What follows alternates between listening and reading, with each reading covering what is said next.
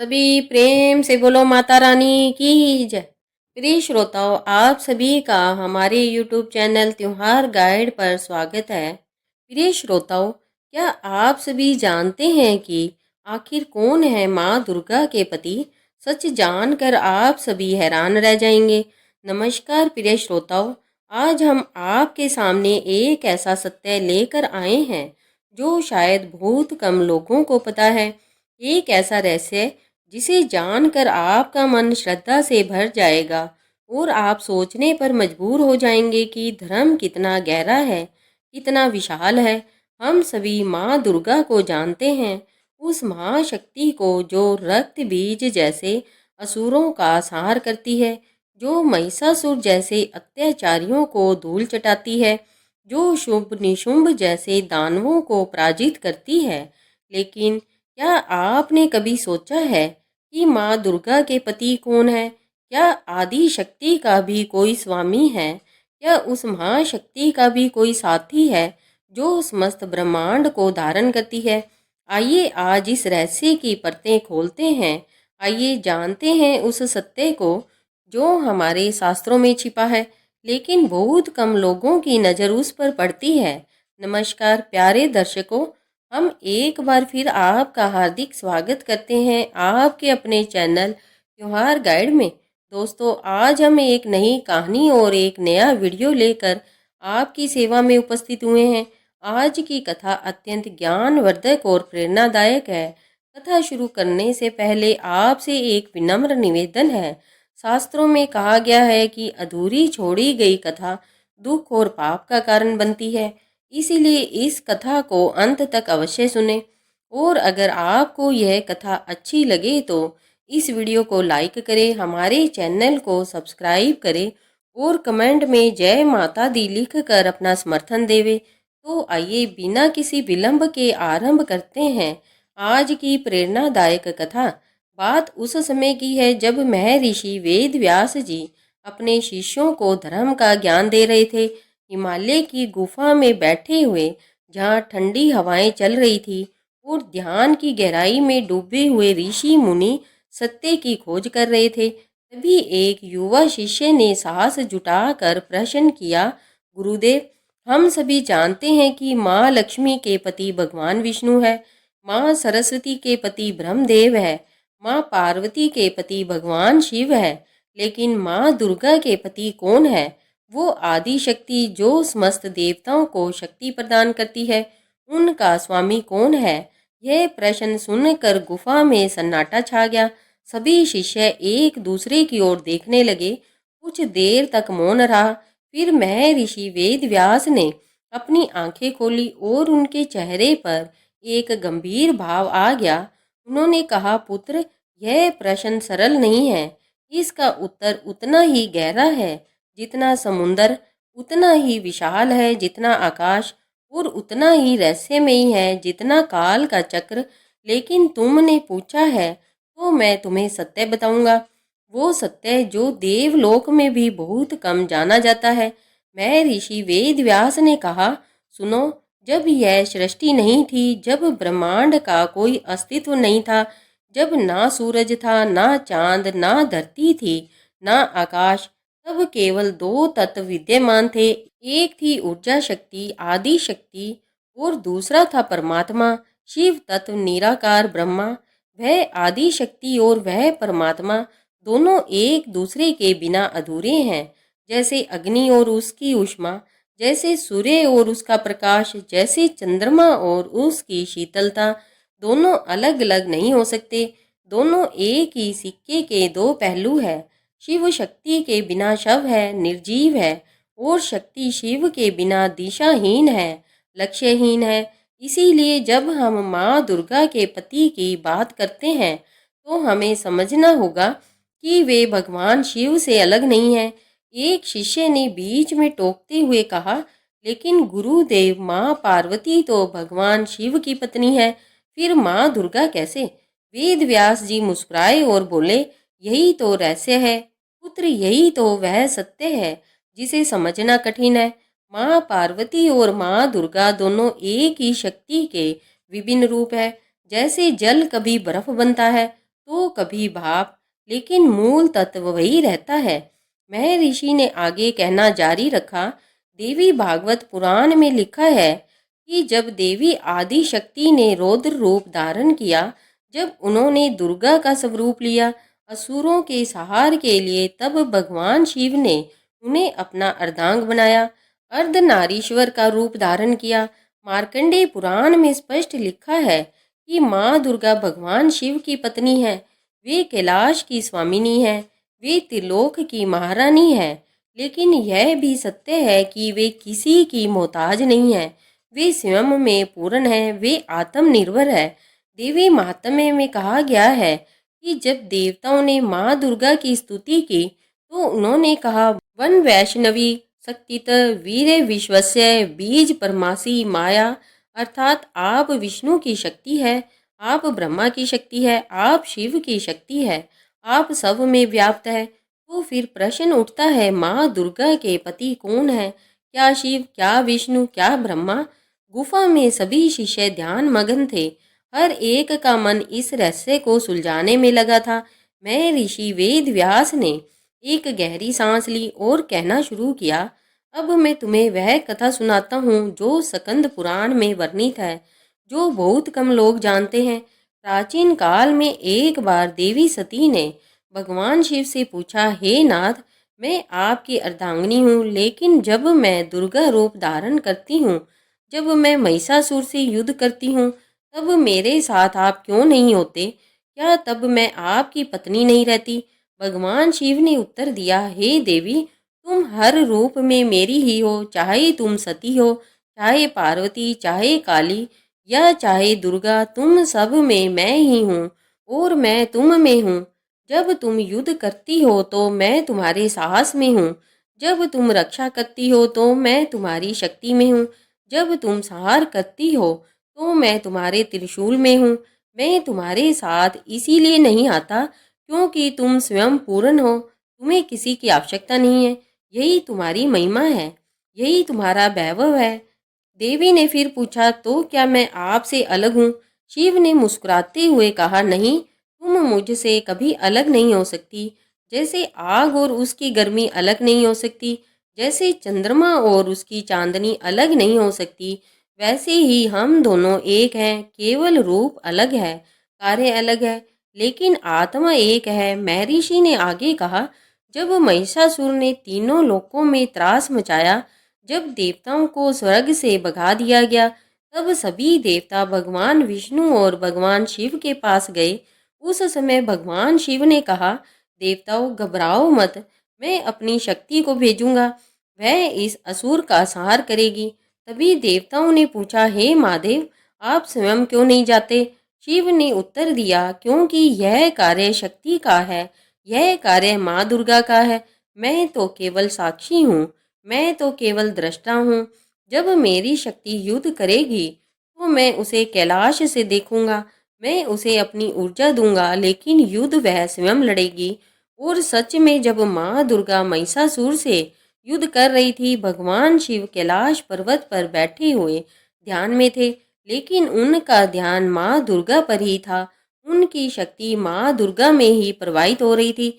जब माँ दुर्गा ने महिषासुर का सिर काट दिया, उसी क्षण भगवान शिव ने अपनी आंखें खोली और मुस्कुराए।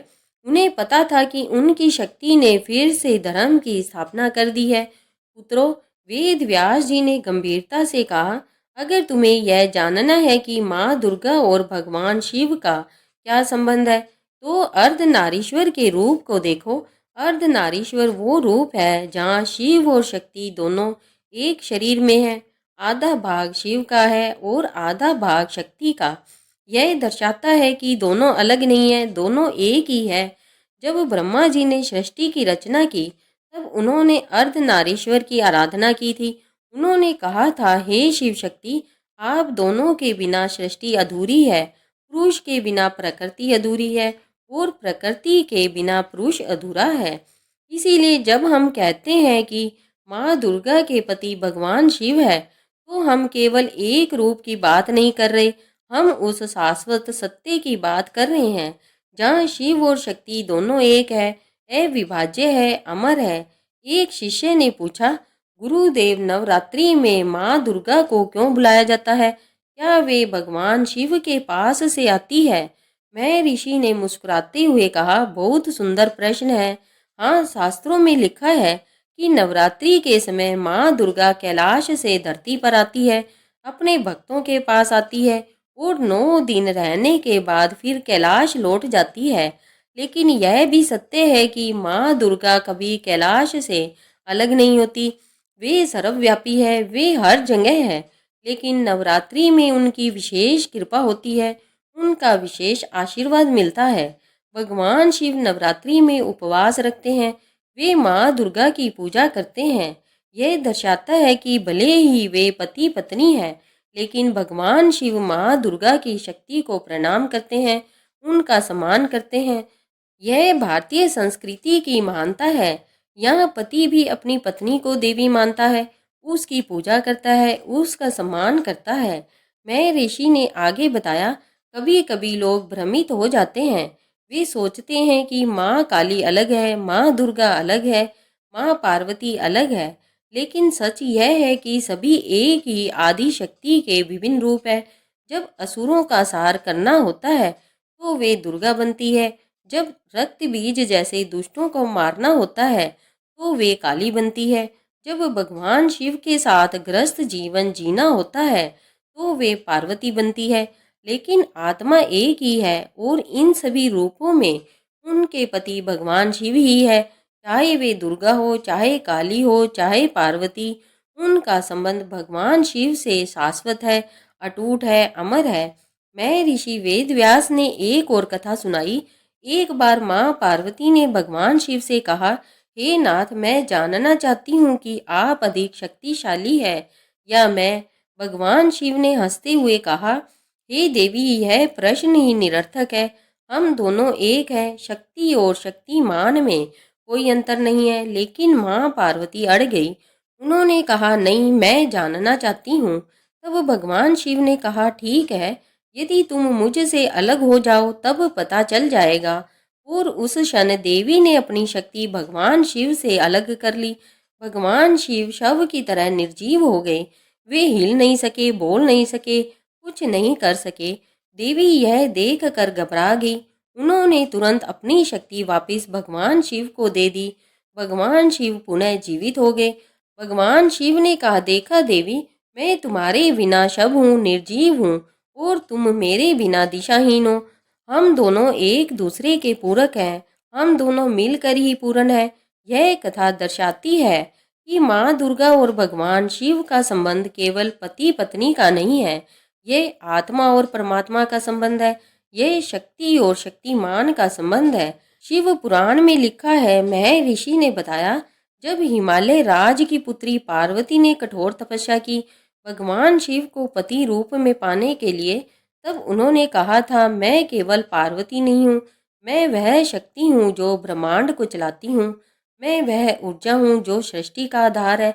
भगवान शिव ने उनकी तपस्या से प्रसन्न होकर उन्हें स्वीकार किया और कहा, हे देवी, तुम मेरी अर्धांगिनी हो, तुम मेरी शक्ति हो, तुम मेरी सब कुछ हो। उस दिन से माँ पार्वती, माँ दुर्गा और आदि शक्ति के सभी रूप भगवान शिव की पत्नी बन गई। लेकिन यह विवाह साधारण विवाह नहीं था, यह ब्रह्मांडीय मिलन था। यह शिव और शक्ति का पुनर्मिलन था। कैलाश पर्वत पर जब उनका विवाह हुआ तब सभी देवता आए। ब्रह्मा जी ने कन्यादान किया, विष्णु जी ने सखा बनकर सहायता की और समस्त देवताओं ने आशीर्वाद दिया। लेकिन सबसे महत्वपूर्ण बात यह थी कि उस विवाह में दोनों ने एक दूसरे से यह वचन लिया कि वे सदा साथ रहेंगे, हर युग में, हर काल में, हर परिस्थिति में। एक शिष्य ने जिज्ञासावश पूछा, गुरुदेव, तो क्या यह कहना सही है कि माँ दुर्गा केवल शिव की ही नहीं बल्कि विष्णु और ब्रह्मा की भी शक्ति है? मैं ऋषि ने सिर हिलाया और कहा, बिल्कुल सही, यह वास्तव में बहुत गहरा सत्य है। माँ दुर्गा आदि शक्ति है, वे सब की शक्ति है। जब सृष्टि की रचना होती है तो वे ब्रह्मा की शक्ति बनकर सहायता करती है। जब सृष्टि का पालन होता है तो वे विष्णु की शक्ति बनकर सहायता करती है। और जब सृष्टि का संहार होता है तो वे शिव की शक्ति बनकर सहायता करती है। लेकिन जब बात विवाह की आती है, जब बात पति पत्नी के संबंध की आती है, तो शास्त्रों में स्पष्ट लिखा है कि माँ दुर्गा भगवान शिव की ही पत्नी है, माँ लक्ष्मी विष्णु जी की पत्नी है, माँ सरस्वती ब्रह्मा जी की पत्नी है और माँ दुर्गा शिव जी की पत्नी है। लेकिन गहराई से देखें तो यह तीनों देवियां भी उसी एक आदि शक्ति के ही विभिन्न रूप है। मैं ऋषि ने एक और रोमांचक कथा सुनाई। जब रक्त बीज नाम का असुर पैदा हुआ, जिसकी हर बूंद खून से हजारों रक्त बीज पैदा हो जाते थे, तब माँ दुर्गा ने भयंकर काली का रूप धारण किया। उस समय माँ काली इतनी भयंकर थी कि देवता भी डर गए। वे नृत्य करती हुई संहार कर रही थी, असुरों का खून पी रही थी, और जब सभी असुर मर गए तब भी उनका तांडव नहीं रुका। देवता घबरा गए। उन्होंने भगवान शिव से प्रार्थना की, हे महादेव, आपकी शक्ति को कौन रोक सकता है? वे तो सब कुछ नष्ट कर देगी। तब भगवान शिव स्वयं आए और माँ काली के पैरों के नीचे लेट गए। जब माँ काली ने अपने पति को पैरों तले देखा तो वे शांत हो गई। उनकी जीभ लज्जा से बाहर आ गई। यह दर्शाता है कि भले ही माँ दुर्गा या माँ काली कितनी भी शक्तिशाली हो, भगवान शिव ही एकमात्र है जो उन्हें शांत कर सकते हैं, क्योंकि वे उनके पति हैं, वे उनके प्राण हैं। मैं ऋषि ने मुस्कुराते हुए कहा, और अब सुनो वो पहलू जो सबसे मधुर है, सबसे सुंदर है। जब माँ दुर्गा ग्रस्त जीवन में पार्वती बनकर कैलाश पर रहती है, कैलाश पर्वत पर माँ पार्वती एक आदर्श गृहिणी की तरह रहती है। वे भगवान शिव की सेवा करती है, उनके लिए भोजन बनाती है, उनका श्रृंगार करती है, उनके साथ बातचीत करती है। लेकिन यह साधारण गृहस्थी नहीं है, यह दिव्य गृहस्थी है, जहाँ पति और पत्नी दोनों एक दूसरे का सम्मान करते हैं, एक दूसरे को समझते हैं, एक दूसरे के पूरक है। भगवान शिव कभी कभी माँ पार्वती को चिढ़ाते हैं, हंसाते हैं, और माँ पार्वती भी उनसे शिकायत करती है, रूठती है, मनाती है। ये सब मानवीय जीवन की झलक है। लेकिन दिव्यता के साथ उनके दो पुत्र हैं, गणेश और कार्तिकेय, और उनकी एक पुत्री है, अशोक सुंदरी। यह परिवार सबसे पवित्र परिवार है, यह परिवार आदर्श परिवार है। मैं ऋषि वेद व्यास ने गहरी सांस ली और अंतिम उपदेश देते हुए कहा, तो पुत्रों, अब तुम समझ गए होंगे कि माँ दुर्गा के पति कौन है। वे भगवान शिव है। लेकिन यह संबंध केवल शरीर का नहीं है, यह आत्मा का संबंध है, यह शक्ति और शक्तिमान का संबंध है, यह प्रकृति और पुरुष का संबंध है। माँ दुर्गा स्वतंत्र है, आत्मनिर्भर है, सर्वशक्तिमान है, वे किसी की मोहताज नहीं है। लेकिन फिर भी वे भगवान शिव को अपना पति मानती है, क्योंकि यह प्रेम का संबंध है, यह श्रद्धा का संबंध है, यही भारतीय संस्कृति की मानता है। यहाँ नारी को शक्ति माना गया है, देवी माना गया है, लेकिन फिर भी परिवार को, संबंधों को, पति पत्नी के बंधन को महत्व दिया गया है। माँ दुर्गा हमें यह सिखाती है कि एक नारी शक्तिशाली हो सकती है, आत्मनिर्भर हो सकती है, असुरों का सहार कर सकती है, लेकिन फिर भी वह अपने पति का सम्मान कर सकती है, अपने परिवार का पालन कर सकती है। और भगवान शिव हमें सिखाते हैं कि एक पति को अपनी पत्नी को देवी मानना चाहिए, उसकी शक्ति का सम्मान करना चाहिए, उसे अपने बराबर समझना चाहिए, बल्कि कभी कभी अपने से ऊपर भी मानना चाहिए। सभी शिष्य ध्यान मगन थे, उनके चेहरे पर श्रद्धा और ज्ञान का भाव था। मैं ऋषि वेद व्यास ने अंतिम शब्द कहे, इसीलिए मित्रों, जब भी तुम माँ दुर्गा की पूजा करो, याद रखो कि वे आदिशक्ति है, वे त्रिलोक की महारानी है, और उनके पति भगवान शिव है, जो त्रिलोक के स्वामी है। शिव शक्ति का यह मिलन शाश्वत है, यह अटूट है, यह ब्रह्मांड का आधार है। इसी से सृष्टि चलती है, इसी से जीवन चलता है, इसी से संसार चलता है। जय माँ दुर्गा, जय महादेव, जय शिव शक्ति। सभी शिष्यों ने एक स्वर में कहा, जय माँ दुर्गा, जय महादेव, हर हर महादेव। इस प्रकार गुफा में वो पवित्र ज्ञान का संवाद समाप्त हुआ, लेकिन उसकी गूंज आज भी सुनाई देती है। प्रिय श्रोताओं, आपको यह वीडियो कैसी लगी? उम्मीद है कि आपको यह वीडियो पसंद आई होगी। अगर आप सभी को यह वीडियो पसंद आई है तो इसे लाइक करें एवं इसे अपने दोस्तों और परिवारजनों को शेयर करें ताकि उन्हें भी इसकी जानकारी मिल सके कि माँ दुर्गा के पति कौन है। और अगर आप हमारे चैनल पर नए हैं या अभी हमारे चैनल से नहीं जुड़े हैं तो हमारे चैनल त्योहार गाइड को सब्सक्राइब कीजिए और बेल आइकन बटन को क्लिक करना ना भूलें ताकि कोई भी नई वीडियो अपलोड होते ही उसका नोटिफिकेशन सबसे पहले आप तक पहुंच सके। इस वीडियो को अंत तक देखने के लिए आप सभी का धन्यवाद। सभी प्रेम से बोलो माता रानी की जय, महादेव की जय, हर हर महादेव।